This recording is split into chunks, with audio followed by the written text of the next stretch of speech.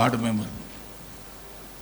ఆ తర్వాత ఎందుకంటే సర్పంచులకు ఎందుకు చెప్తా ఉన్నానంటే,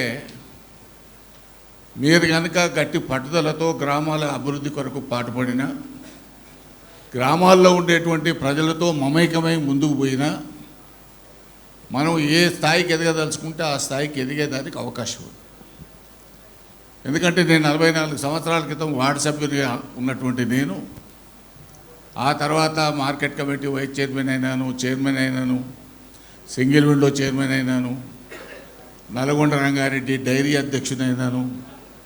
తర్వాత 95లో జిల్లా పరిషత్ చైర్మన్ కావాలని జడ్పీటీసీ అయినాను. ఆ తర్వాత 99లో పార్లమెంట్ సభ్యులు అయినాను. 2004లో ఎమ్మెల్యేగా పోటీ చేసి ఓడిపోయినాను. మళ్ళా 2009లో పార్లమెంట్ సభ్యులైనాను. 2014లో మళ్ళా పార్లమెంట్ సభ్యులైనాను. ఆ తర్వాత కేసీఆర్ గారి ప్రభుత్వంలో మొదటి రైతు బంధు అధ్యక్షుడు కూడా అయినాను.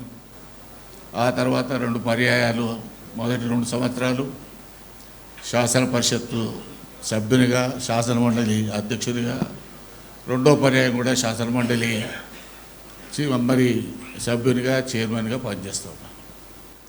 అంటే మనం ఒక పట్టుదలతో పనిచేసి ప్రజలతో మమేకమై కనుక ముందుకు పోదలుచుకుంటే ఖచ్చితంగా మనం ఏదైనా సాధించడానికి అవకాశం ఉంటుంది.